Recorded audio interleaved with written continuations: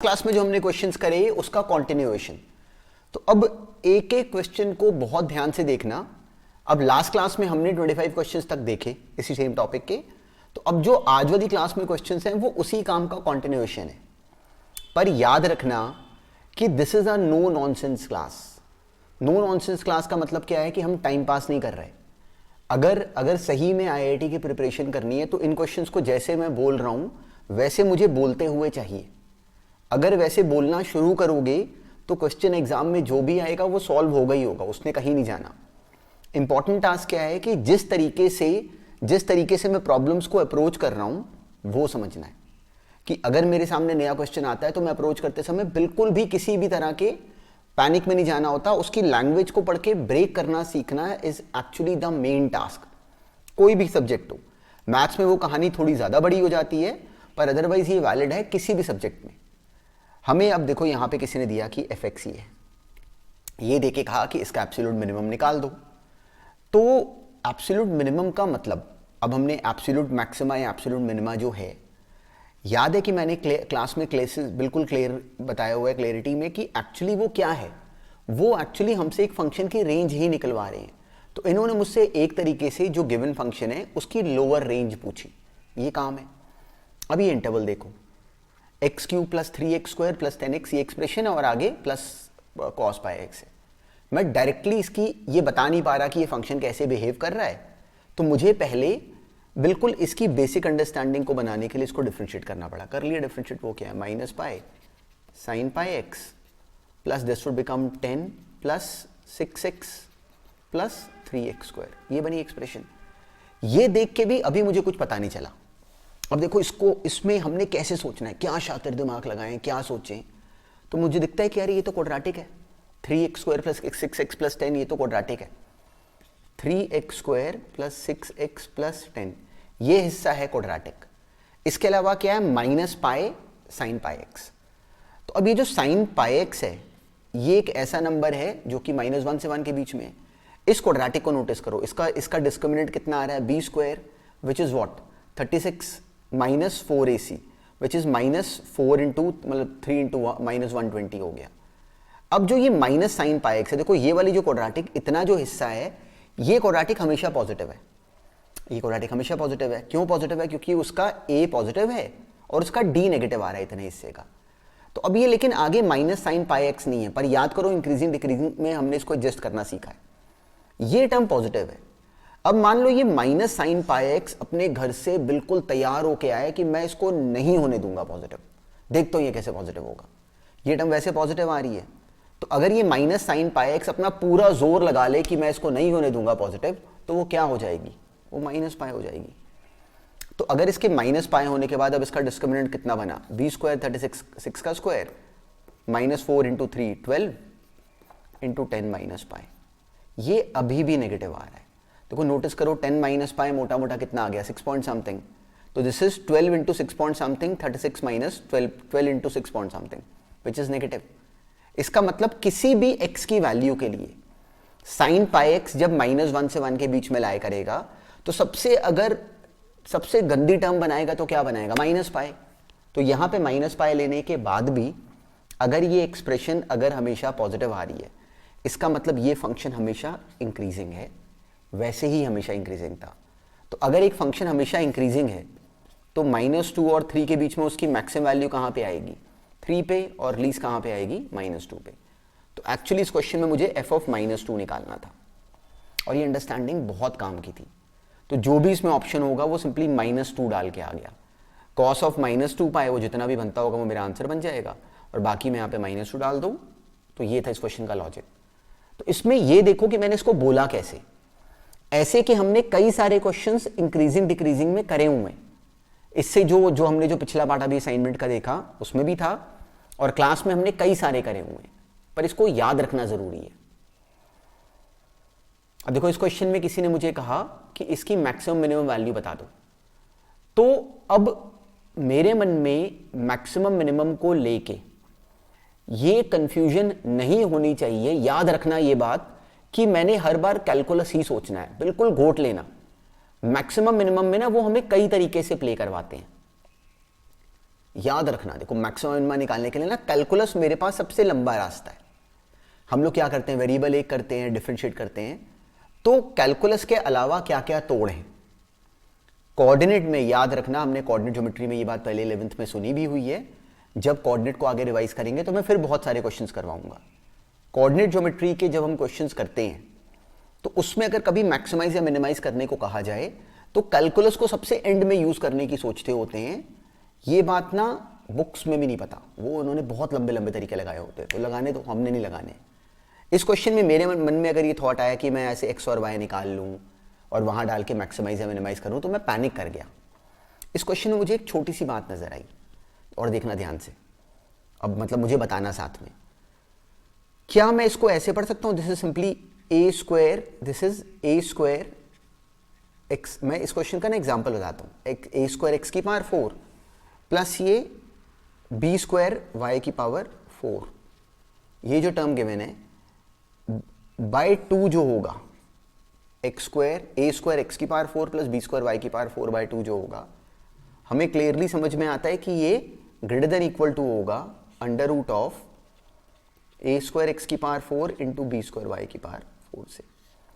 ये मैंने क्यों बनाया, क्योंकि मुझे दिखा कि इसकी वैल्यू मुझे पता है डायरेक्टली, ये कितनी है c की पावर 6, c की पावर 6 बाय 2 बन गया, तो c की पावर 6 बाय 2 हमेशा ग्रेटर देन इक्वल टू कितना हो गया, इसको सॉल्व कर लो, ए स्क्वायर बी स्क्वायर ये बन गया A B into X square Y square, तो वहाँ से एक्स स्क्वायर वाई स्क्वायर की जो लीस्ट वैल्यू, जो मैक्सिमम वैल्यू बनी वो बन गई c की पावर 6/2 ए बी का स्क्वायर रूट, एक्स वाई की वैल्यू बन गई, तो बन गया c³ under root of 2ab। This is the maximum value of x into Y, C option यही है। अब देखो इस क्वेश्चन को सॉल्व करने के लिए याद रखना, और ये ना एग्जामिनर की ट्रिक है, ये लाइन पढ़ के हमारा माइंड हमें सिमुलेट करता है कि मैक्सिमम मिनिमा सोचो। हमें लीस्ट वैल्यू या मैक्सिमम वैल्यू को भी अगर पूछा जाए ना, तो अपने माइंड को इसके लिए ट्रेन करना ही एक्चुअली हमारी अंडरस्टैंडिंग है। हम इसी के लिए पढ़ रहे हैं अभी हम लोग साथ में। तो इस क्वेश्चन में जो काम की बात थी वो ये, it was simply a question of AM greater than GM। इसमें हम लोगों ने डिफरेंशिएशन को नहीं लगाना था, जिसने लगाया वो स्टुपिडिटी कर गया। ये भी सिंपल था, मुझसे अगर कहा गया कि इसकी मैक्सिमम वैल्यू बताओ, तो उसके लिए पहले मुझे ये अंदर वाली कहानी को ब्रेक करना पड़ता। तो 4x³ minus 12x square plus 11x minus 3, मैंने इसको डिफरेंशिएट करा, वो आ गया 12x square minus 24x plus 11, ये बनी एक्सप्रेशन। तो इसका डिस्क्रिमिनेंट निकाल लिया, इसका डिस्क्रिमिनेंट कितना बन गया, इसका वैसे वर्टेक्स कहाँ पे आ रहा है, इसका वर्टेक्स आ रहा है -b। देखो ये अभी क्वाड्रेटिक है, मैं इसको सॉल्व ना भी करूँ तो भी एक बात नोटिस करो, वैसे इसका डिस्क्रिमिनेंट कितना आ रहा है 24 का square -4 into 12 into 11, which is क्या, इसमें से 20, दिस इज 4 इंटू 12 कॉमन आ जाएगा, 4 इंटू 12 का स्क्वायर, 4 कॉमन, 12 भी एक कॉमन आ गया, this would be 12 minus 11 which is 1। तो ये पॉजिटिव आ रहा है इसका डिस्क्रिमिनेंट। तो ये एक्सप्रेशन कभी इंक्रीज कभी डिक्रीज कर रही है, ठीक है, कभी इंक्रीज कभी डिक्रीज कर रही है, क्योंकि इसको जो इसका f' बना इस अंदर वाली टर्म का, मैं इसको देख रहा हूँ केवल, लॉग का तो बाहर कोई रोल नहीं इस क्वेश्चन में। जो ये टर्म जो लॉग के अंदर है, ये टर्म का f' अब की बार जो इसका डिस्क्रिमिनेंट बना वो पॉजिटिव बना, मतलब ये जो एक्सप्रेशन है, ये जो f' है, ये कभी पॉजिटिव और कभी नेगेटिव है, ठीक है, कभी पॉजिटिव कभी नेगेटिव है, हमने क्या करना। अब इसका वर्टेक्स कहाँ पे है, इस क्वाड्रेटिक का, इस एक्सप्रेशन को देखो, इस क्वाड्रेटिक का बिहेवियर, मतलब मुझे तो पता करना है ना कि भाई मेरे इंटरवल में क्या हो रहा है, 2 से 3। अब इस क्वाड्रेटिक की वैल्यू यहाँ पे अगर मैं इसका वर्टेक्स निकालूं तो -24 माइनस 24, 24/24 1 पे आ गया, तो 1 पे इसकी वैल्यू कितनी आ रही है, 12 प्लस 11, 23 माइनस 24, 1 पे इसकी वैल्यू आ रही है -1। मैंने 2 पे इसकी वैल्यू निकाली, वो आ गई 12 इंटू 4 48 माइनस 48 प्लस 11, तो 2 पे इसकी वैल्यू पॉजिटिव है। f' जो है, f' जो है वो 2 से 3 के बीच में, x बिलोंगिंग टू 2 से 3 के बीच में ये पॉजिटिव आ रहा है। अब उसके बाद ये मतलब इंक्रीज करता जा रहा है तो पॉजिटिव आ रहा है डायरेक्टली ये।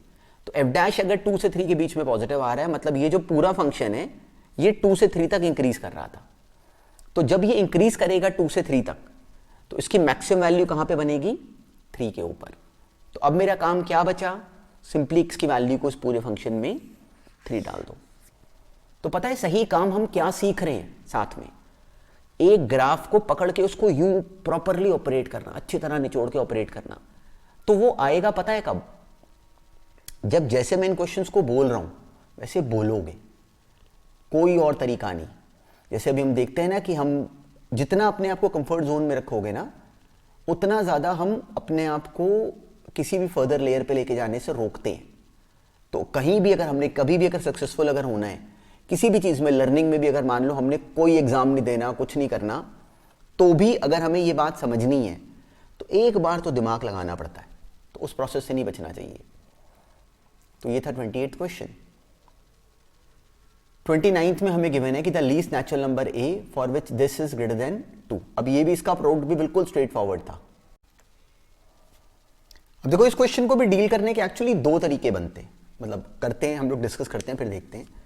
हमें कहा क्या गया, और इंटरेस्टिंग है क्योंकि हमें ऐसी की लैंग्वेज ही एग्जाम में आनी है, पर वहां पे लोग गड़बड़ पता है क्या करते हैं। देखो जो इस एग्जाम में जो मेन टास्क है ना, इनफैक्ट आईआईटी के बाद अभी और बहुत सारे एग्जाम्स दोगे, कल को एमबीए का एग्जाम दोगे और कितने सारे एंट्रेंस एग्जामिनेशंस दोगे, तो उसमें जो ये अनसर्टेनिटी, जो नया क्वेश्चन आने का जो फियर होता है, वो कब जाता है, जब इतने लर्नेड हो जाओ कि कोई भी क्वेश्चन एग्जामिनर डालें तो बोलो कि मेरा तो होना ही होना है क्योंकि मेरा कंसेप्ट क्लियर है। अब इस क्वेश्चन को प्ले करते हैं एक्चुअली।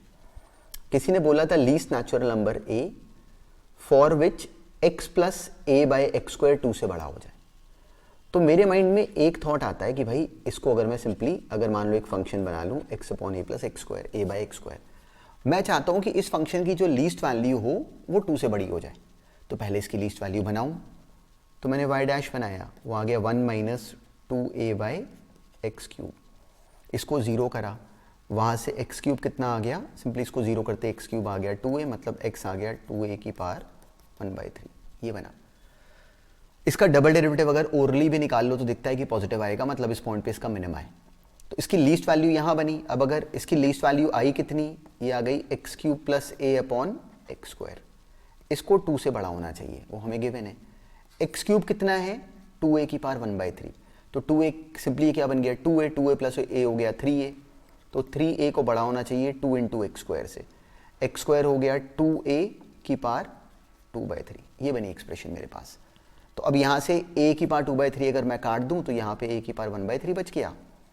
यहाँ से मुझे मिल गया a की पावर 1/3 को बड़ा होना चाहिए 2 प्लस 2 की पावर 1 प्लस 2 की पावर 2/3। 2 की पावर हो गया 5/3, 2 की पावर 5/3/3 से। तो वहाँ से a बड़ा आ गया 2 की पावर 5, 32/3 की पावर 3 विच इज 27 से। ये बना मेरा आंसर। तो मेरे हिसाब से a को बड़ा होना चाहिए 32/27 से। अब इस क्वेश्चन में मैं ऑप्शन पे गया, 32/27 ऑप्शन में था नहीं, पर मैंने देखा कि उसने बोला है the least natural number a। तो a कोई ऐसा नंबर है जो कि 32/27 से बड़ा होना चाहिए। वो कितना होता है, 1 पॉइंट समथिंग। तो 1 पॉइंट समथिंग से बड़ा लीस्ट नेचुरल नंबर क्या आया, 2। तो इस क्वेश्चन का डायरेक्टली आंसर बन गया 2। ये था एक तरीका by using calculus, which is perfectly okay. ये क्वेश्चन डुएबल था, इसलिए कैलकुलस से भी करा, ग्रेट। इसी क्वेश्चन में मेरे मन में एक थॉट और आता है, तो वो सुन लेते हैं कि इसी क्वेश्चन को मान लो मैं ऐसे सोचूं, x plus A by x square है। मैं अगर इसको लिख दूं x/2 plus x/2 plus A by x square by 3। अब मैं am ग्रेटर देन gm लगा रहा हूं। देखो मैंने इस x को स्प्लिट करा x/2 प्लस x/2 में, पता है क्यों करा, ताकि कि जब ये दोनों मल्टीप्लाई करें तो एक्स स्क्वायर बन जाए। एक्स स्क्वायर बन जाए, वो a बाई एक्स स्क्वायर के साथ जब मल्टीप्लाई करेगा तो वो एक्स स्क्वायर को कैंसिल करा देगा।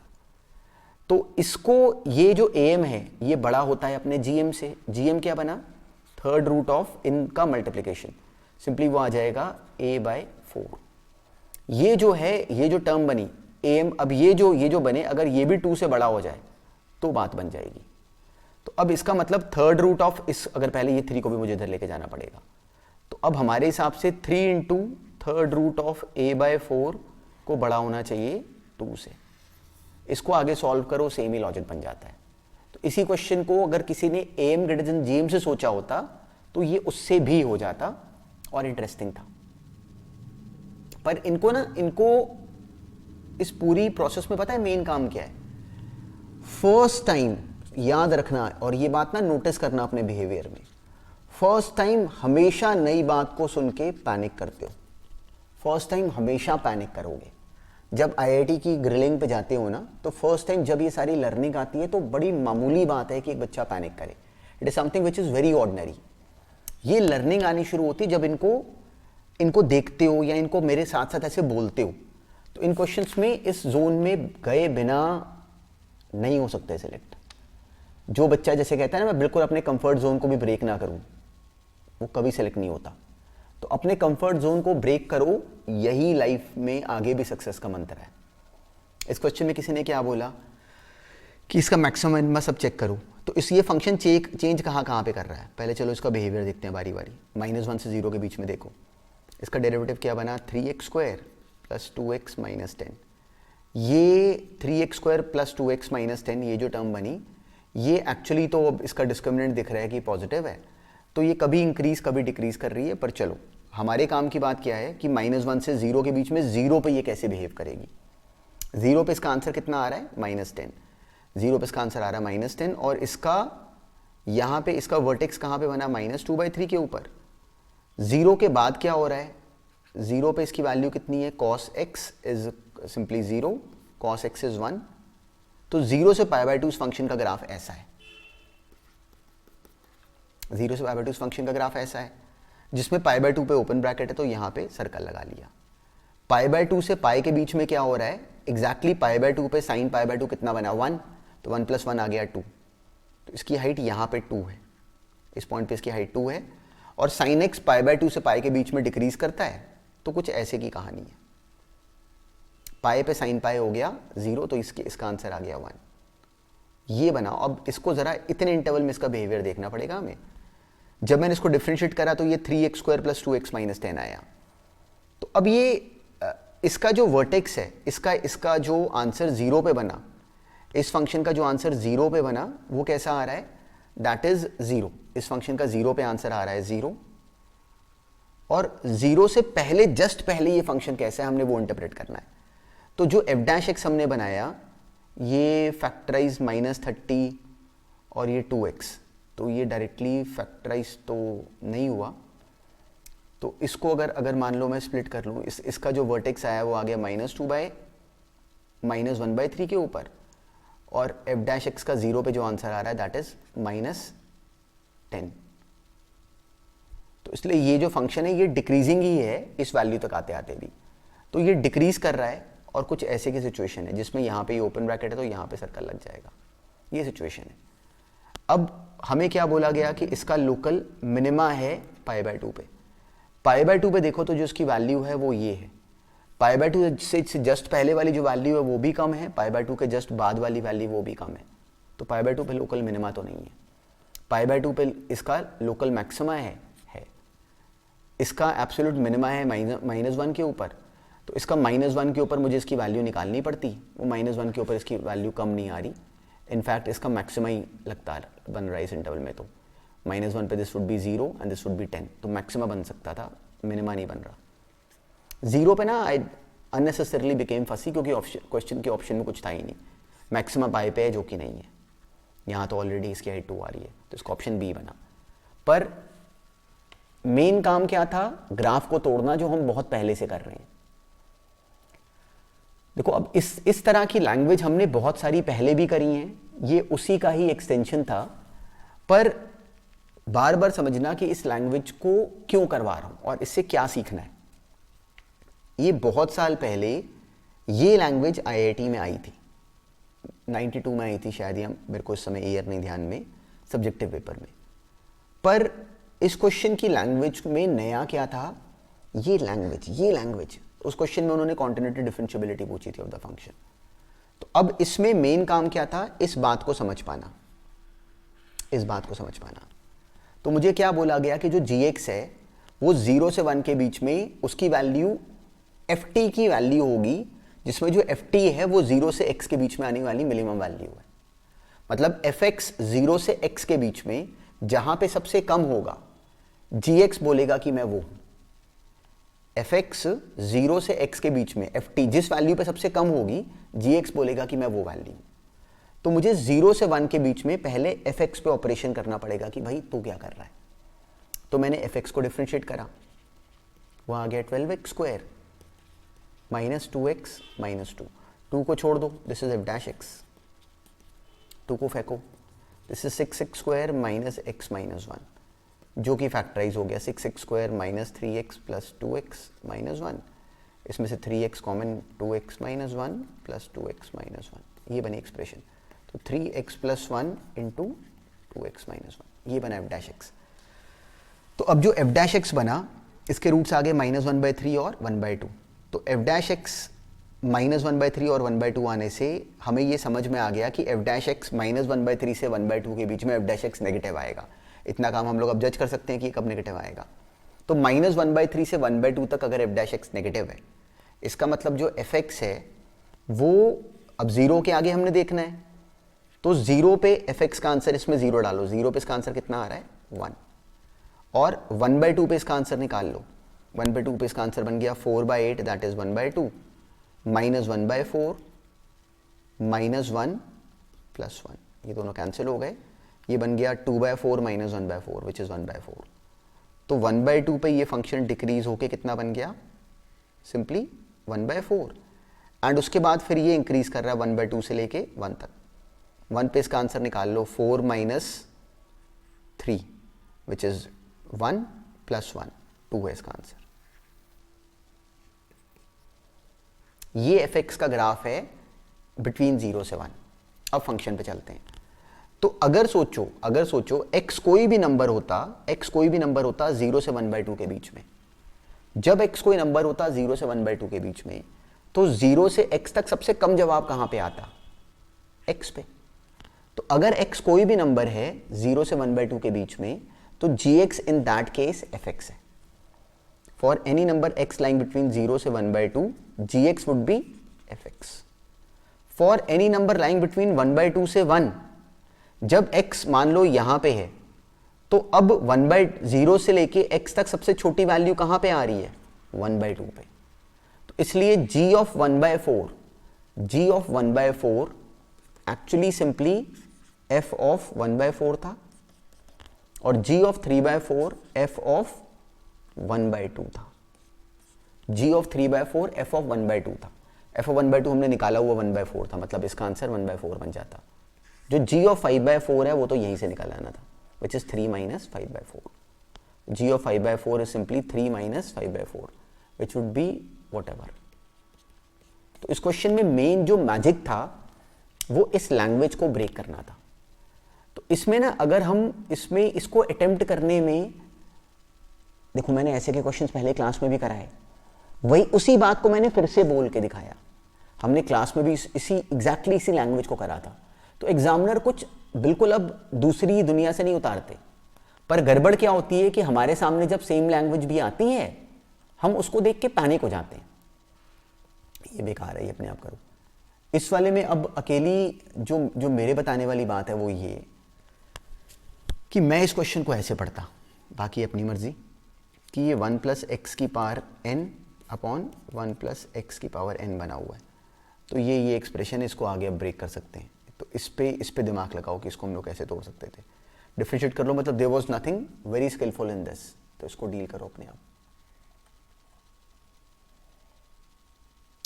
ये वाला ना एक्चुअली बहुत इंटरेस्टिंगली लॉजिकल था।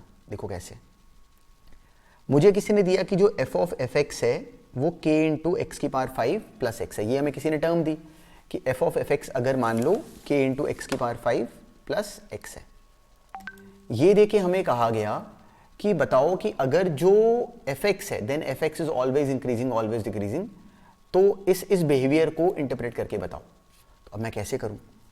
तो अब जो इस क्वेश्चन में नोटिस करो कि जो f dash fx into F dash x है वो actually k into 5 times x की पावर 4 प्लस 1 है। ये हमेशा पॉजिटिव है, ये हमेशा पॉजिटिव है। अब इस क्वेश्चन में काम की बात क्या थी और इस प्रोसेस को समझना। देखो k, अब ये बड़ा इंटरेस्टिंग बात है और बहुत लॉजिकल क्वेश्चन था ये।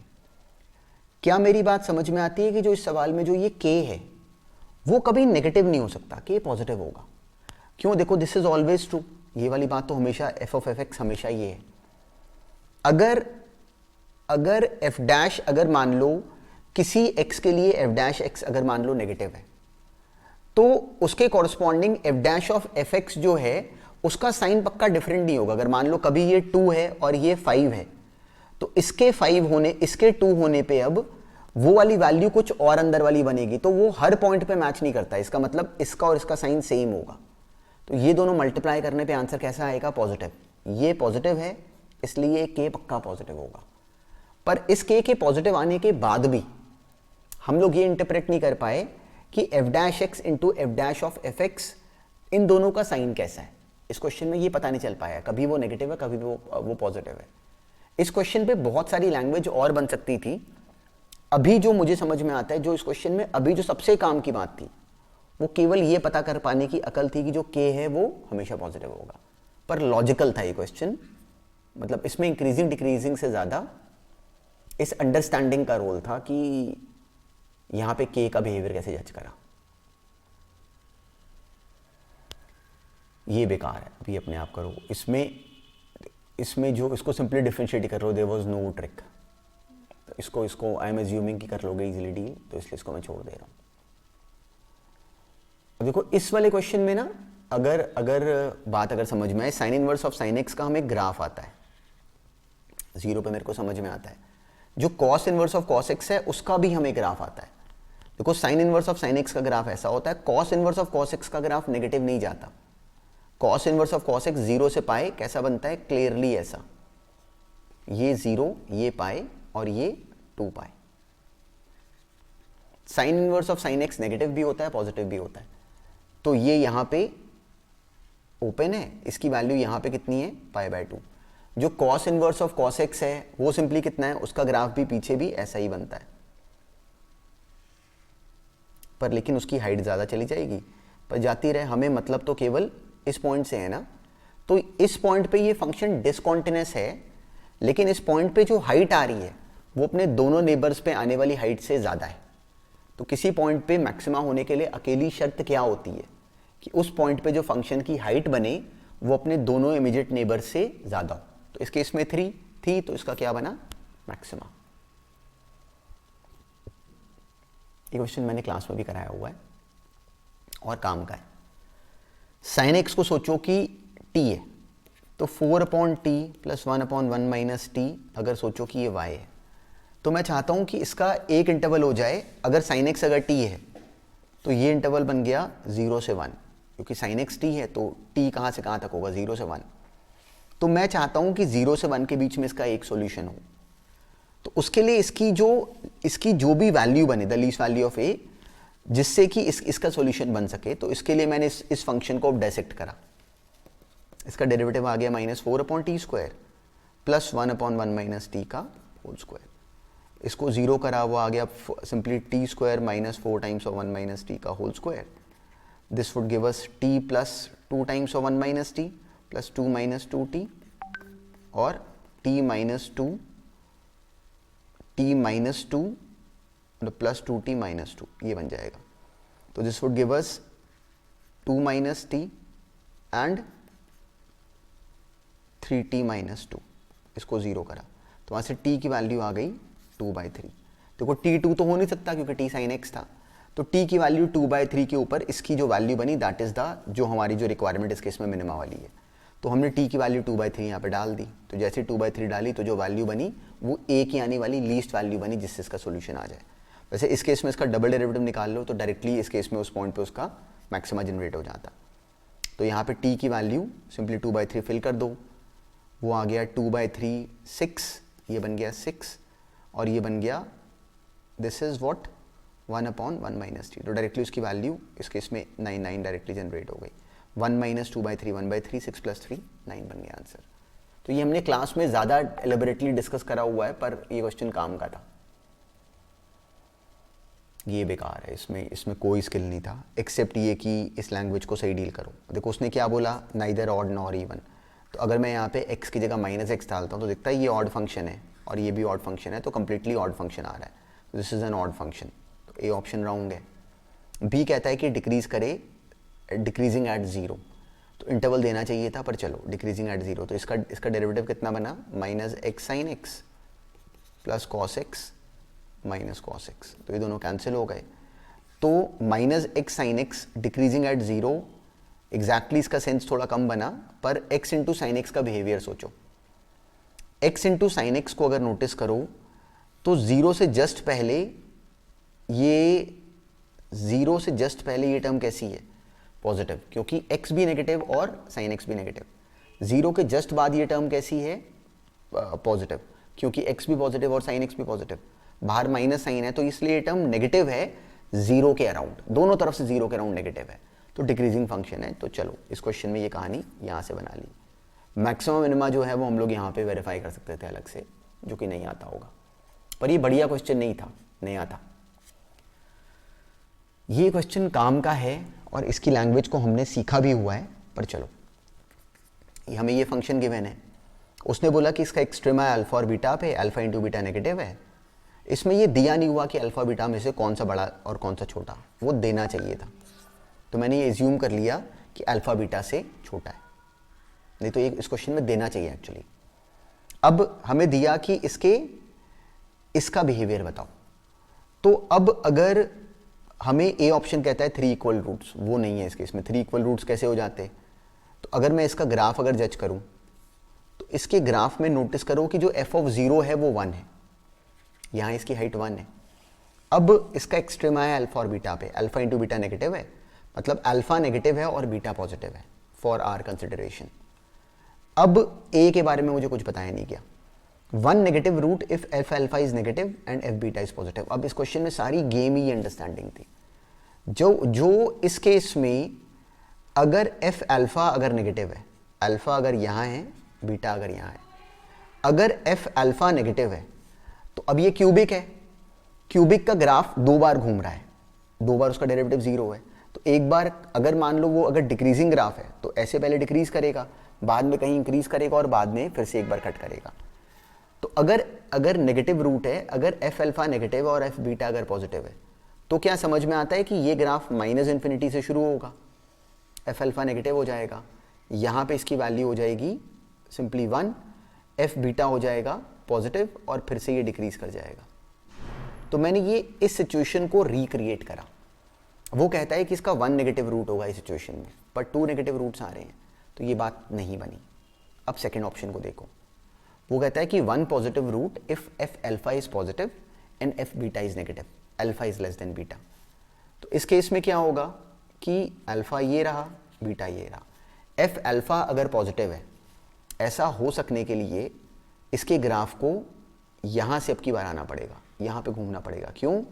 क्योंकि हमें दिया गया है कि जो इसका 0 पे आंसर है वो 1 है, यहाँ पे ये 1 पे इसने कट करा, 0 पे कट करा, एफ बीटा को इसने नेगेटिव करा और फिर ये यहाँ निकल गया। तो इस सिचुएशन में उसके पॉजिटिव रूट्स कितने बने, 2, पर यहाँ लिखा हुआ है कि 1 पॉजिटिव रूट, तो ये ऑप्शन भी गलत हो गया, इसलिए जिसका सही ऑप्शन बना वो डी बना। इस तरह के क्वेश्चंस हमने क्लास में भी करे हैं, तो ये उसी का ही एक्सटेंशन था कि हम इसकी लैंग्वेज को पढ़ के देखो, अगर मेरी बात को सही अगर समझो ना, तो पूरे कैलकुलस में अकेला हम कर क्या रहे हैं, फंक्शंस को हम लोग निचोड़ रहे हैं into every question. So this is the only task which is to be understood, कि फंक्शन की गर्दन हम कैसे पकड़ें। वो आ जाता है, बिलीव मी, वो आ जाता है। वो आता कब है, जब मेरे साथ साथ ऐसे बोलते हो कि हाँ भाई मैंने इस फंक्शन का बिहेवियर जज करना है, तो जो एग्जाम में वो एक आधा क्वेश्चन जो आएगा फिर वो तभी हैंडल हो जाता है बहुत इजीली। पर इनको ना, इसमें इन सबको डिस्कस कराने के पीछे जो मेरा अकेला पर्पस है वो पता है क्या है, ये क्वेश्चंस नहीं है। इन सबको डिस्कस कराने के पीछे ज्यादा पर्पस एक्चुअली ये अंडरस्टैंडिंग है कि मैं इन क्वेश्चंस को डील करते समय कैसे सोचता हूं, तो उस पर फोकस करो। A rectangle is inscribed in an equilateral triangle of side 2a units the maximum area of this rectangle। ये अपने आप कर लो। हमें ये गिवन है, ये देख के कहा गया कि इसके अंदर हमने एक रेक्टेंगल इंस्क्राइब करा, तो इसमें अब कोई भी कहानी क्रिएट कर लो, अपने आप करो। इसमें सिंपली इसको हमने इसका एरिया, अगर इसके एरिया को मैक्सिमाइज करना है, तो अगर मान लो इसको मैं हमें उसकी लेंथ गिवन है कि 2a, तो इसको l ले लो, इसको b ले लो, अब कैसे भी कनेक्शन बना लो। वैसे बनेगा कैसे कनेक्शन कि यहाँ पे अगर नोटिस करोगे ना तो this height is known and this is known, तो अगर ये पूरा l है तो ये आधा l/2 है, ये आधा l/2 है, ये कितना बचेगा, ये बचेगा a माइनस l/2। चलो इसको 2l ले लेते हैं, चलो 2l अगर इसको ले लेते हैं तो अब ये a माइनस l हो गया, ये a माइनस l हो गया, ये सिंपली l है।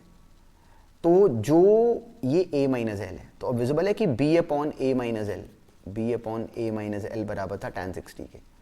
वहाँ से इसको एक सिंगल वेरिएबल में कन्वर्ट कर लो। मैक्सिमाइज किसको करना है हमने, एरिया को, which is 2l into B. अब क्या करो, यहाँ से b की value √3 into a minus l यहाँ पे डाल दो, तो ये क्वेश्चन बहुत सिंपल हो जाता। पर मेन काम क्या था कि देखो मैंने जो मैक्सिमा में जो रूल बताए थे क्लासेस में, क्या ये समझ में आता है कि मैंने उसके बाहर का कुछ नहीं लगाया। पर बहुत सारे बच्चे इस क्वेश्चन को पढ़ के पैनिक हो गए होंगे कि वर्ड प्रॉब्लम आ गई। तो एग्जामिनर को नहीं पता क्या, उनको भी पता है कि अगर वो टेस्ट में अगर वर्ड प्रॉब्लम डाल रहे हैं तो वो डुएबल होगी। तो ये उसी का ही एग्जाम्पल था। इस क्वेश्चन में गिवन है टेंजेंट्स आर ड्रॉन। ये इस वाले में ना शायद कोई आंसर में ट्रबल आती है। हमें क्या गिवन है कि इस सर्कल पे 4 इसका रेडियस है सर्कल का, किसी पॉइंट 0,h से हमने टेंजेंट बनाया और वो मीट करता है एक्सिस को at a and b, then area of triangle PAB is minimum. ये कोई लैंग्वेज में ट्रबल है क्योंकि 0,h से जब हमने टेंजेंट बनाया तो वो इससे तो पास करेगा ही करेगा। इस क्वेश्चन में कोई लैंग्वेज में ट्रबल है, पर वैसे काम का था, ये आगे कभी कवर हो जाएगा। ये अब सेम तरह का, ये पता है एक्चुअली इसमें क्या दिया हुआ था, राइट एंगल ट्राइंगल है। कहाँ पे राइट एंगल्ड है, बी के ऊपर। देखो इस क्वेश्चन की अब लैंग्वेज देखना, इसमें हमें बी है, ये मान लो ए है, एंगल ए हो गया और ये सी हो गया। तो इसमें एक साइड और एक हाइपोटेन्यूज का सम हमें गिवन था कि 4 है। तो एरिया ऑफ ट्राइंगल हमसे कहा गया कि मैक्सिमाइज करो। तो एरिया ऑफ ट्राइंगल सिंपली क्या बन गया, हाफ ऑफ ए इंटू सी, ये बना area of triangle.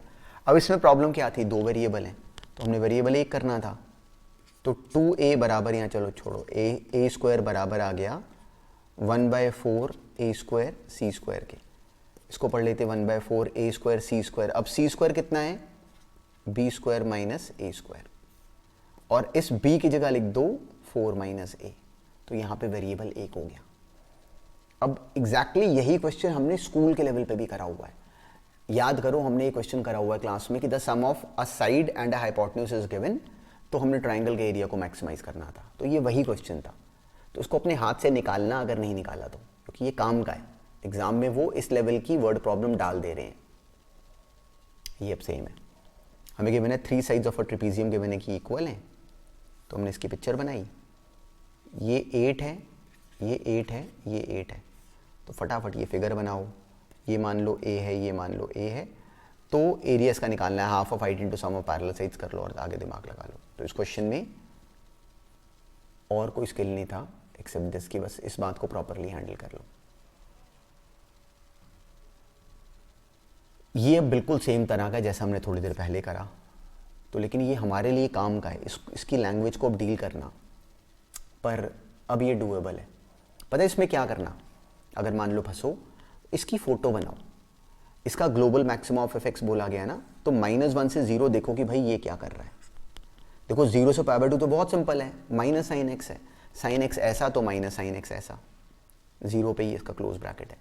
-1 minus cos x का भी मोटा मोटा ग्राफ सा बना लो, उससे इसका ग्लोबल मैक्सिमा ग्लोबल मिनिमा सब बन जाता है। और ये काम का है, ऐसे ही क्वेश्चंस पूछ रहे हैं वो लोग। पर लोग क्यों फंसते हैं, पैनिक कर जाते हैं बिना बात के। इसमें क्या है तो बेकार था, इसमें f' बनाया, वो आ गया sin x/x।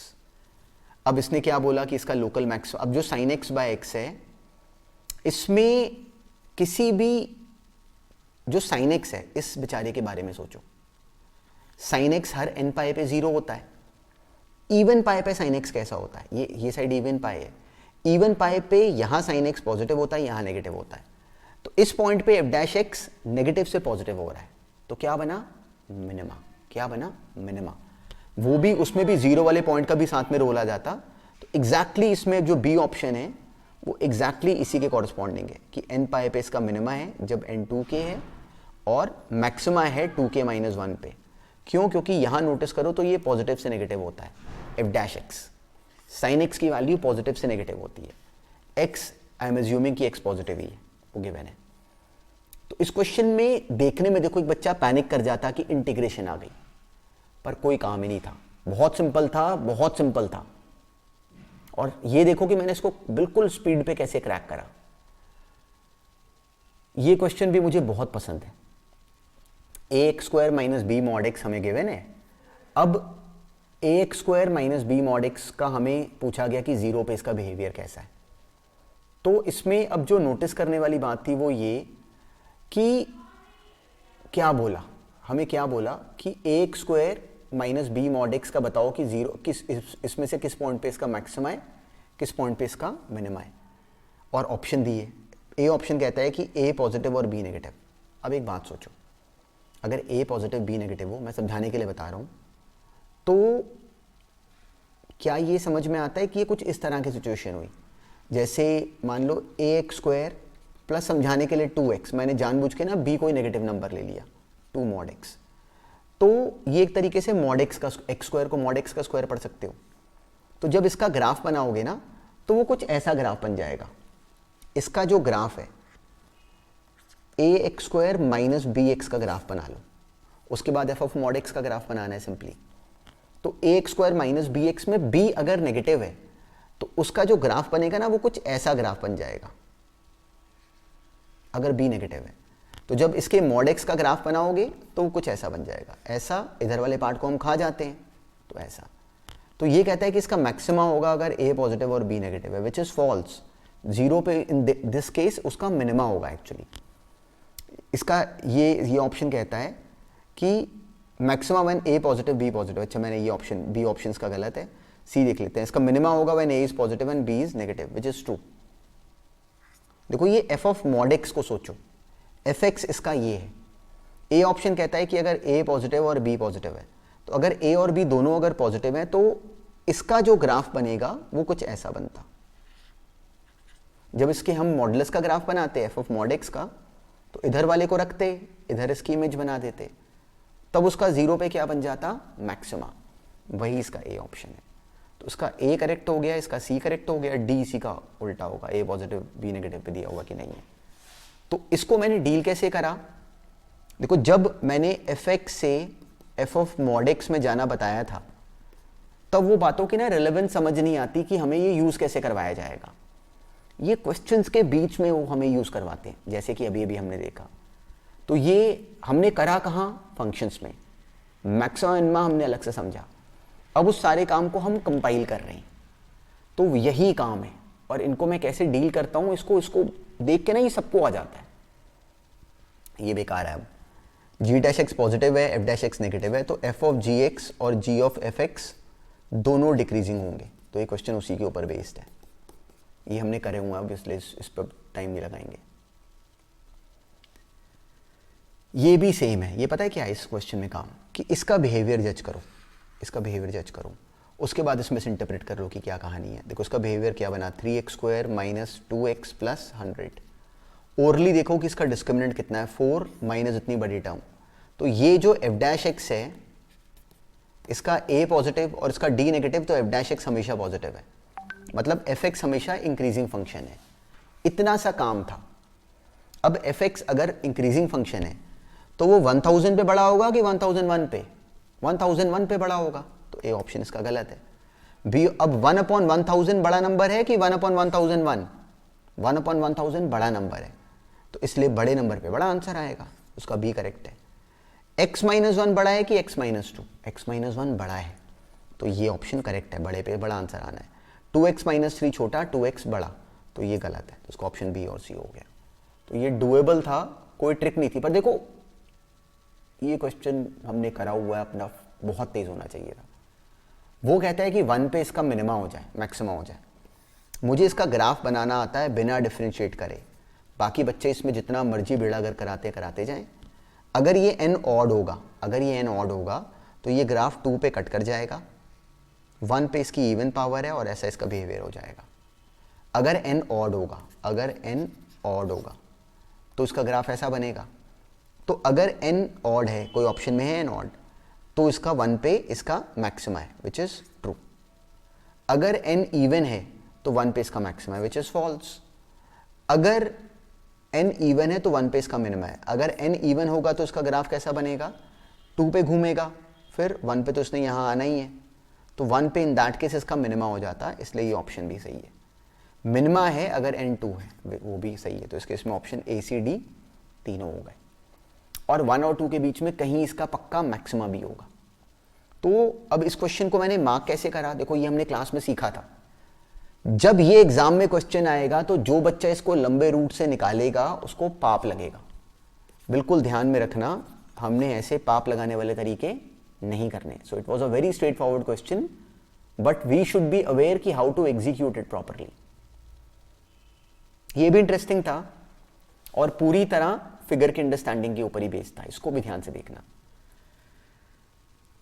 ये fx दिया किसी ने, ये देके कहा कि भाई इसका has only one real root which is positive a if a is 1 b greater than 1 b is negative and so on। तो इसके लिए सबसे पहले मैंने क्या करा कि इसका निकाला डेरिवेटिव कि भाई तू चाहता क्या है। f डैश x क्या बना, आ गया cos x प्लस a।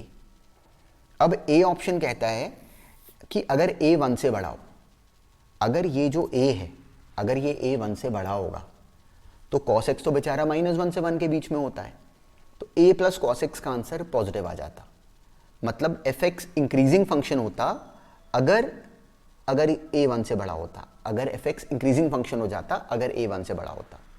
अब इंक्रीजिंग फंक्शन है, इसका 0 पे आंसर कितना आ रहा है, f ऑफ 0 कितना आ रहा है, b। अगर b नेगेटिव हो तो f ऑफ 0 देखो b नेगेटिव है, तो ये बेचारा इंक्रीजिंग फंक्शन है, इसका ग्राफ, इस वाले का ग्राफ कुछ ऐसा हो जाता। अब ऐसे ग्राफ में खास बात क्या है कि इसका रूट कैसा बना, has only one real root which is positive if A is greater than 1। True, one real root आया और ये सिचुएशन है। बी ऑप्शन कहता है only one real root which is negative अगर A greater than 1 and B is greater than 0। अगर A greater than 1 तो increasing function F of 0 है b, तब उसका ग्राफ ऐसा बन जाता। One real root which is negative is A is greater than 1, तो ये बात भी सही है। देखो भाई वन ही रूट आ रहा है which is negative. Has only one real root which is negative if a is less than -1। अगर ये a -1 से कम होता तो ये फंक्शन पक्का डिक्रीजिंग हो जाता। क्यों, क्योंकि cos x अगर अपनी मैक्सिमम वैल्यू लेगा तो भी क्या हो जाएगा 1, तो ये फंक्शन पक्का डिक्रीजिंग रहता a -1 से, और b नेगेटिव तो f ऑफ 0 नेगेटिव है, तब उसका ग्राफ ये बन जाता। इस केस में इसका ग्राफ ये बन जाता। अब इसका रूट कैसा बना, ये रहा इसका रूट विच इज नेगेटिव, तो ये ऑप्शन भी करेक्ट है। तो इसलिए इसका ए भी करेक्ट है, बी भी करेक्ट है, सी भी करेक्ट है। और ये सब काम की बातें हैं पर स्पेशल नहीं है। एग्जाम में आईआईटी फाइनल, आईआईटी मतलब जेई मेंस में, आईआईटी जेई मेंस में, आईआईटी जेई एडवांस में वो कुछ नया नहीं बनाते। इन्हीं में से एक क्वेश्चन वहां जाता है। हम क्यों पैनिक हो जाते हैं, क्योंकि हमने इसी बात की प्रिपरेशन को बिल्कुल ऐसे कूल हेडेडली हैंडल नहीं करा होता। तो अपने हाथ से निकालो इन क्वेश्चंस को। जब अपने हाथ से निकालते हो ना तो हमारा स्किल बनता है बहुत राइट तरीके से। ये देखो ये भी जबरदस्ती की खिचड़ी बनाई, पर इट वाज नथिंग स्पेशल। हमें इसमें दिया गया कि ये f1 f2 f3 ये सब दिए हुए n टाइम्स फंक्शंस हैं, is an increasing function and if r of fi's are decreasing while rest of r increasing then maximum value of r into n minus R is. अब इस question में पता है काम की बात क्या थी कि जब इसमें अगर ये r ऑफ fi's जो है वो अगर डिक्रीजिंग है वाइल रेस्ट आर इंक्रीजिंग, तो इसका मतलब r जो हैं उनके f डैश जो हैं वो नेगेटिव हैं, बाकी n माइनस आर के जो f डैश हैं वो पॉजिटिव है। ये टर्म है। तो इस क्वेश्चन में अगर ये ओवरऑल फंक्शन अगर इंक्रीजिंग है, अगर ये ओवरऑल फंक्शन अगर इंक्रीजिंग है, हमें गिवन है ना, जब मैं इसका f डैश x निकालूंगा तो सबका आ जाएगा ना f डैश ऑफ ये पूरी term into f dash of फिर सेकेंड वन f डैश 1, फिर यहाँ पे f2 dash and so on. तो इनमें से अगर मैं चाहता हूँ कि ये ओवरऑल इंक्रीजिंग बने तो जो ये जो नेगेटिव वाले जो r हैं क्या समझ में आता है कि इनको पक्का इवन होना चाहिए, ये जो r है इसको पक्का इवन होना चाहिए, क्योंकि अगर ये r अगर ऑड हो गया तो f डैश नेगेटिव बार ऑड मल्टीप्लाई करेंगे तो आंसर नेगेटिव आ जाएगा। ये तो पॉजिटिव ही है, इनका तो कोई डर ही नहीं। तो इस r को पक्का इवन होना चाहिए, इस r को पक्का इवन होना चाहिए। तो अगर तो देखो, अगर तो n है इवन नंबर, अगर तो n है इवन नंबर तो सिंपली r कितना हो जाएगा n/2। मतलब इस केस में n अगर इवन नंबर अगर है, इसमें ना थोड़ी सी कहानी एक्सटेंड हो जाती है फर्दर कि अगर ये r इंटू n-r अगर मुझे इसकी मैक्सिमम वैल्यू निकालनी है तो इसका डेरिवेटिव वैसे कितना बना n-2r, इसको जीरो करा, वहां से r कितना आ गया n/2। तो अगर तो ये n है इवन नंबर, एक्चुअली ये कहानी ना थोड़ी सी और एक्सटेंड हो जाती, तो r की वैल्यू हमने n/2 डाली तो सिंपली उसकी वैल्यू कॉरस्पॉन्डिंग n²/4 बन जाती, विच इज ट्रू। लेकिन अगर ये r अगर ये n अगर ऑड नंबर है तो r जो है वो उस केस में ऑड नंबर नहीं बन सकता। इनफैक्ट ना इस क्वेश्चन में थोड़ी सी एक चीज और यहाँ पे ट्रबलिंग है कि जो ये n है, ये क्वेश्चन ना थोड़ा इनकम्प्लीट है अभी। n को इस क्वेश्चन में ना मल्टीपल ऑफ 4 होना चाहिए, तभी r जो n/2 है वो डिवाइड होके वो इवन नंबर बनता। तो इस क्वेश्चन को छोड़ दो, मतलब ये सही नहीं बना, वो इसके टर्म में गड़बड़ है। देखो गड़बड़ में मैंने क्या देखा, क्यों बोला मैंने गड़बड़ है, आंसर बनाने को तो मैं इसका सी बना दूं फटाफट, पर गड़बड़ है इसमें। गड़बड़ क्या है कि जो r है इस क्वेश्चन में इस r को इवन नंबर होना चाहिए। तो अगर ये r इवन नंबर है, r बराबर है n/2 के, तो इस n को मल्टीपल ऑफ 4 होना चाहिए, तभी बाय 2 डिवाइड करके वो इवन नंबर बनेगा। तो वो इस ऑप्शन में कॉरस्पॉन्डिंग नहीं है, तो जिसने ये क्वेश्चन बनाया उन्होंने ये सोचा नहीं, ये बेकार है, हमने इस तरह के बहुत सारे करे। इंक्रीजिंग फंक्शन है तो इसके इससे बड़ा होने के लिए इसको इससे बड़ा होना चाहिए, तो ये बेकार था।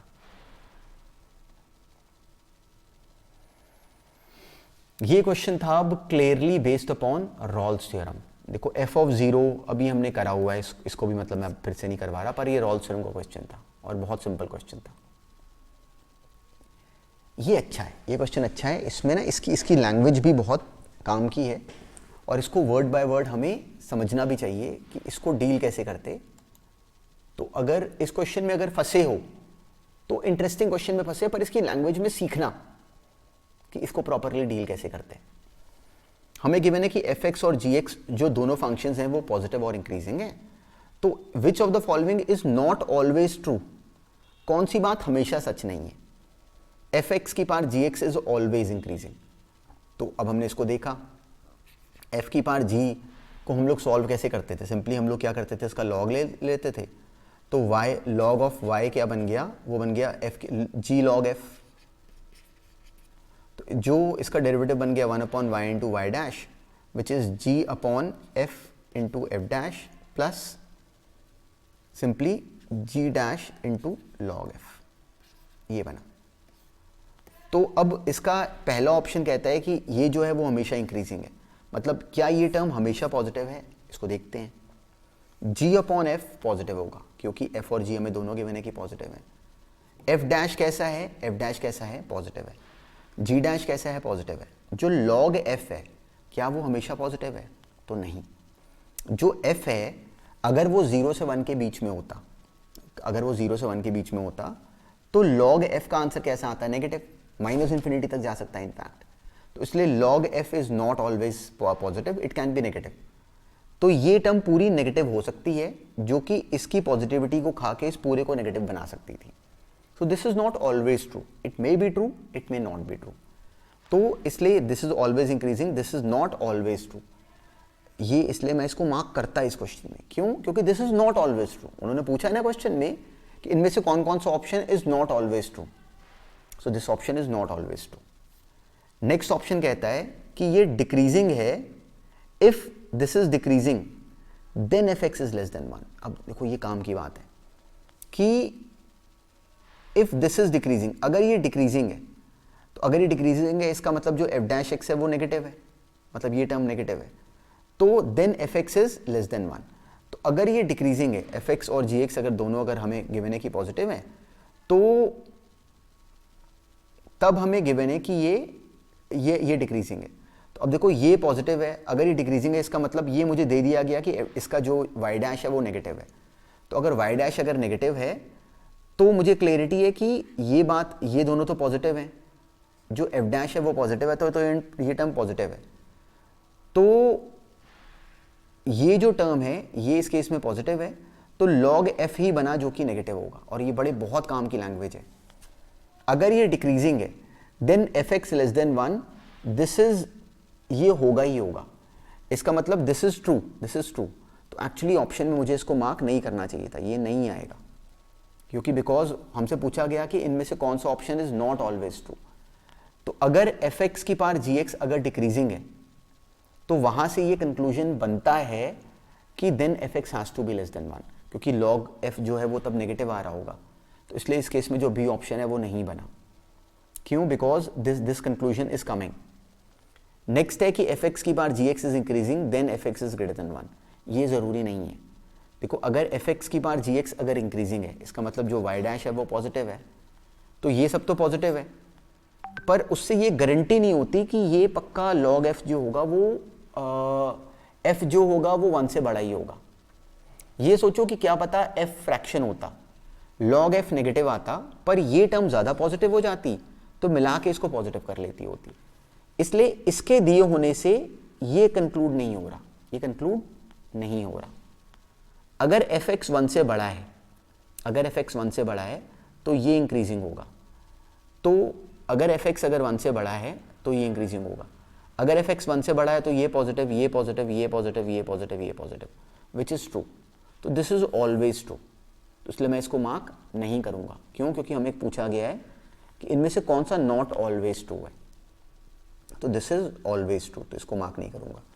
तो इसको ऑप्शन ए बन जाता और इसको ऑप्शन सी बन जाता, क्योंकि fx की power gx is increasing, so this is not always true, this one is not. तो इसको ऑप्शन ए और सी बन जाता, बी नहीं बनेगा।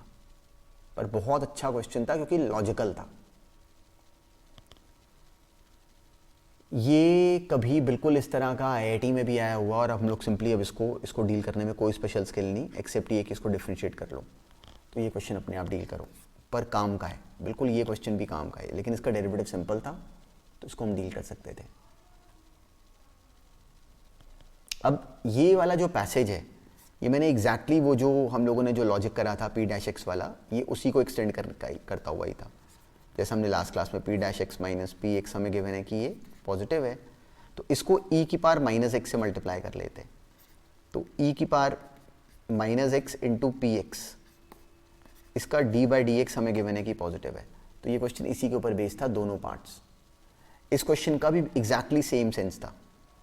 देखो h dash x minus 2cx into H x, इस केस में जो हम लोगों ने फंक्शन लेना था बिल्कुल साथ में, वो था e की power cx minus C X, in fact minus 2cx into H X, ये इसका d बाई डी एक्स बन जाता। इन सारे क्वेश्चंस में ना केवल ये यहाँ से यहाँ पे आना काम है। मुझे ना यहाँ पे ये x लग रहा है कि शायद नहीं होगा एक्चुअल क्वेश्चन में, पर ये लैंग्वेज काम की है। इनको लेके बहुत फंसी नहीं होते। पता है क्या होता है? क्योंकि जो हमने बोर्ड में क्वेश्चंस करे होते हैं ना, वो एक लिमिटेड दायरा है। जब हम ये कंपटीशन वाले क्वेश्चंस करते हैं तो ये बिल्कुल ऐसे जा रहे होते हैं, पेज खत्म हो गया, नहीं तो इसके बाहर जाने थे। तो हमारे माइंड में लगता है कि मेरे सामने पेपर में करा हुआ क्वेश्चन आ जाए, वो नहीं आना। काम की बात क्या है कि हमें उस समय उस क्वेश्चन को पढ़ के देखो, मैं फटाफट क्या करता हूं कि उसको रिलेट कर लेता हूं कि मैंने क्या करा। तो this is exactly just the extension of that thought. अब ये भी काम का है, बिल्कुल इसको बिल्कुल नोटिस करना साथ साथ।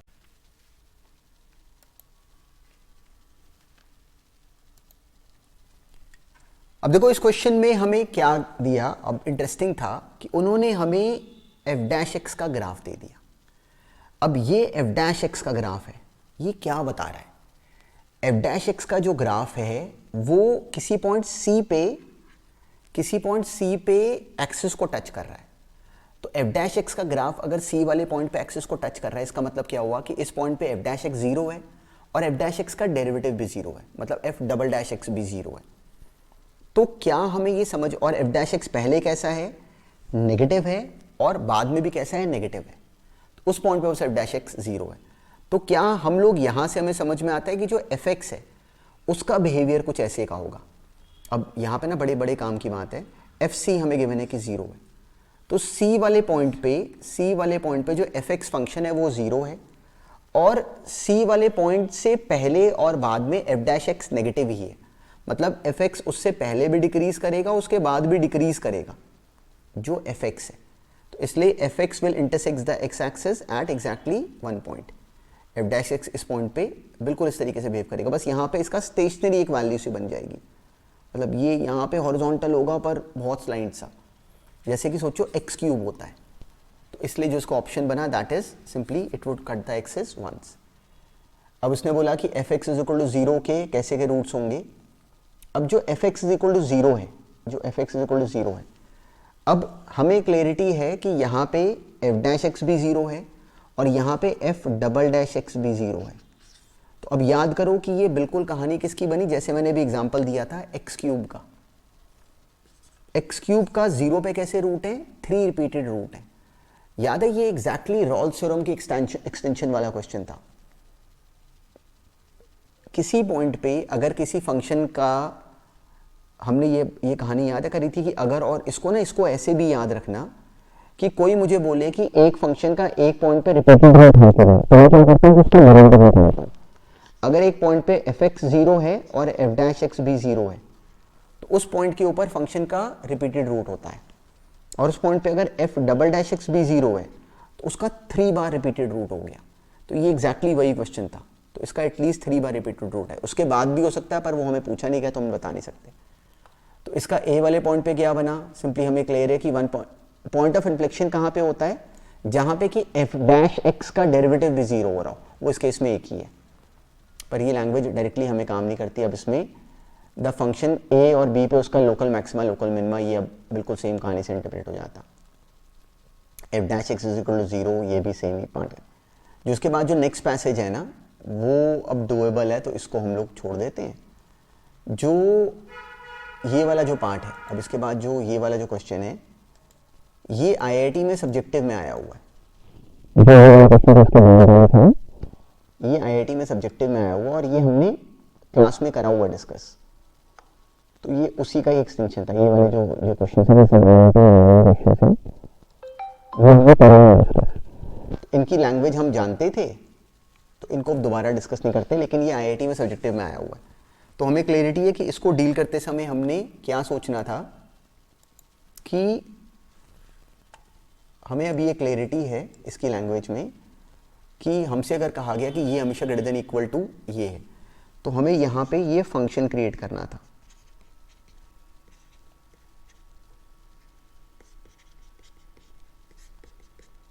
ये मान लो कि मैंने y ले लिया, तो मुझे क्या प्रूव करना है कि जो y है वो पॉजिटिव है बिटवीन 0 से पाई बाय 2, तो मैंने y डैश बनाया। ये बहुत साल पहले आईआईटी में सब्जेक्टिव पेपर में आया हुआ है। वो आ गया cos x plus 2 minus 3 upon pi, constant है, एक्स स्क्वायर प्लस एक्स का डेरिवेटिव हो गया 2x प्लस 1, ये बना F dash x. F dash x बनाने के बाद मुझे अभी कुछ पता नहीं चला, मैंने इसका डबल डेरिवेटिव निकाला, वो आ गया minus sine x minus 3 by pi into 2 minus 6 by pi. अब ये बना इसका डबल डेरिवेटिव, तो 0 से पाई बाय 2 के बीच में साइन एक्स तो नेगेटिव है, तो जो इसका डबल डेरिवेटिव आया वो नेगेटिव आया, मतलब जो y डैश है वो डिक्रीज कर रहा है फंक्शन। y डैश कैसा फंक्शन है, डिक्रीजिंग। 0 से पाई बाय 2 के बीच में जो y डैश है वो डिक्रीज कर रहा है, पर मुझे उसका डिक्रीज से तो कुछ करना नहीं। मैंने इस y डैश का आंसर 0 पे निकाला। 0 पे कितना बना, देखो ये आ गया 1 plus 2 3 minus 3 by pi which is positive. अब मैंने इसका आंसर पाई बाय 2 पे निकाला, वो आ गया 2 माइनस सिंपली ये आ गया पाई प्लस 1 अपॉन पाई, तो 2 पे इसका आंसर आ रहा है नेगेटिव। तो इसका मतलब जो y डैश है वो शुरू में पॉजिटिव है, बाद में नेगेटिव हो रहा है। तो y डैश का ग्राफ अगर मैं समझाने के लिए बताऊं तो कुछ ऐसा बना, ये y डैश का ग्राफ है। तो जो fx होगा, जो y होगा वो कैसा होगा, जब तक तो y डैश पॉजिटिव है तो fx इंक्रीज करेगा, उसके बाद y डैश, उसके बाद सिंपली यहाँ पे, उसके बाद जो fx होगा वो डिक्रीज करेगा। तो हमें क्लैरिटी है कि y डैश का ग्राफ इस केस में कुछ ऐसा बन गया। इस केस में वाई डैश का ग्राफ कुछ ऐसा बना, सिंपली यहाँ पे इसका डेरिवेटिव आ गया minus sine x which is negative. तो ये डिक्रीजिंग फंक्शन है, इसका 0 पे आंसर निकाला वो आ गया 3 minus 6 by pi, 3 minus 3 by pi which is in this case which is positive. तो उसके बाद हमने 0 पे आंसर निकाला, वो सिंपली यहाँ पे नेगेटिव आ गया। सिंपली जब हमें विजिबल है कि इस फंक्शन का ग्राफ कुछ ऐसे का होगा, तो अगर मैं चाहता हूँ कि इसको पॉजिटिव प्रूव करूँ, इस फंक्शन को इसको इधर ले जाके, तो ऐसा होने के लिए इसकी सबसे कम वैल्यू कहाँ पे बनेगी, यहाँ तो शुरू पे 0 पे, यहाँ π/2 पे। तो मैंने f ऑफ 0 निकाला, सिंपली f ऑफ x था ये, तो f ऑफ 0 निकाला, वो कितना बना 0 0 और ये भी 0, तो f ऑफ 0 तो आ गया 0। अब मैंने f ऑफ π/2 बनाया, वो कितना बन गया π/2, साइन π/2 हो गया 1 प्लस 2 टाइम्स π/2 आ गया पाई, माइनस 3 टाइम्स यहाँ पे π/2 डाल दो, कितना बन गया π/2 कैंसिल हो गया, वो आ गया माइनस 3/2 टाइम्स ऑफ π/2 प्लस 1, ये बन गया, ये पॉजिटिव आ रहा होगा कोई बहुत स्पेशल, वो ये माइनस 3/4 पाई बन गया माइनस 3/2, तो ये pi minus 3 this would give us 1 minus 3/2 which is minus 1/2, और यहाँ से आ गया pi minus 3/4 pi which is π/4 minus 1/2, तो π/4 माइनस 1/2 वैल्यू बनी। अब जो π/4 होता है वो कितना होता है, ये वैसे ही π/4 माइनस 1/2 पॉजिटिव ही होता है, π/4 इज 3 पॉइंट समथिंग बाय 4, वो 0.75 जैसा हो गया, उससे बड़ा माइनस 1/2, तो इसका मतलब इसका 0 पे भी आंसर पॉजिटिव आ रहा है और π/2 पे तो उसका आंसर पॉजिटिव आ रहा है। तो इस फंक्शन का ग्राफ कुछ ऐसा बना, तो कैसा बना, ग्रेटर देन इक्वल टू 0। बहुत साल पहले ये IIT में आया हुआ है। अब इस क्वेश्चन की लैंग्वेज क्या कहती थी, ये हमने क्लास में भी करा हुआ वैसे, इसलिए इसमें कुछ बहुत स्पेशल नहीं था, पर लेकिन चलो अब जो इसके बाद जो क्वेश्चंस थे वो सभी हमने करे हुए हैं, क्लास में ही करे हुए हैं, पर मेन पर्पस क्या था कि इस पूरी असाइनमेंट के डिस्कशन में ये प्रोसेस की एक बार क्लैरिटी हो जाए कि क्वेश्चंस को इस टॉपिक के हमने डील करने में कुछ भी स्पेशल नहीं करना था। तो चलो ये हमने सबसे बड़ी जर्नी सॉर्ट ऑफ कंप्लीट करी। इसी के बाद अब डेफिनेट इंटीग्रेशन है। जैसे डेफिनेट कर लिया हमने, अपनी IIT की प्रिपरेशन का 1/3 पोर्शन कर लिया। सही बताऊं तो इनफैक्ट हमने मोर देन 65% पे हमने पोर्शन कर लिया। जैसे हमने एक बार कैलकुलस कंप्लीट कर लिया ना, तो जो बच्चे +1 से कनेक्टेड हैं उन्होंने तो समझो कि 90% सिलेबस कर लिया, क्योंकि इसके बाद करने की चीज़ें बहुत कम बचती हैं। सबसे बड़ी जो हमारी ग्रिलिंग होती है ना, वो कैलकुलस होती है, जो हम लोगों ने फेस भी करी। तो चलो अब जो इस क्लास में भी जो क्वेश्चंस में डिस्कस करा, इसमें जहाँ जहाँ फंसे हो वहाँ पे अपने आप को फिर से नोटिस करना। इस पे और भी बहुत असाइनमेंट्स आएंगी अभी आने वाले टाइम में, पर अब और टॉपिक्स पे जाना शुरू करेंगे। कैलकुलस का एक राउंड कंप्लीट कर लेंगे, फिर अगले टॉपिक्स पे जाना शुरू करेंगे। चलो, ऑल द बेस्ट।